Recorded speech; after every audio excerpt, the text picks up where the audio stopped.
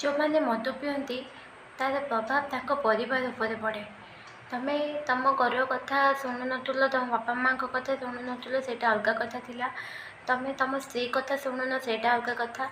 किंतु तुम छुआ मैंने जिते बड़ हुंती आस्ते आस्ते तो किसी कहा कथा न भाविल ना, निज छुआ मान कथा भाव, तांको विषय चिंता कर। जदि तुम्हें मद पिउच समाज तुमको घृणा चक्षु से देखे। आउ तार प्रभाव जिते बड़े तुम स्त्री बा तुम छुआ बाहर को जाती, लोक मैंने आगे से कथा उठाती, तो से प्रभावटा तुम छुआर मानसिकता उपरे प्रभाव पकेब। तार वृद्धि ठीक से हो पारनी, मानसिक स्तर में ताको कष्ट हम।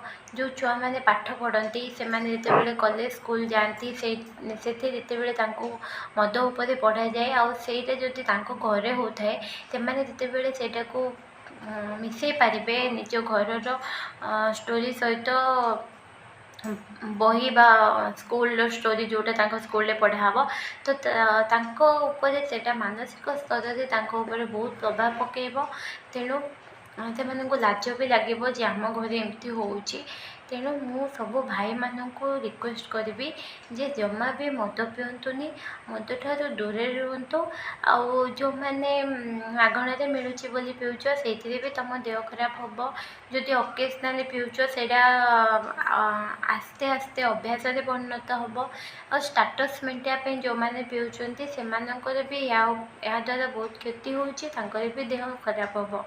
तेणु मदटा जेहेतु खराब, तो तुम्हें ताकू जेमिति भी पिय, जो पिय, तुम देहपाई से जमा भी भल नुह। आईटा बेल थाउ थाउ बुझी जाओ।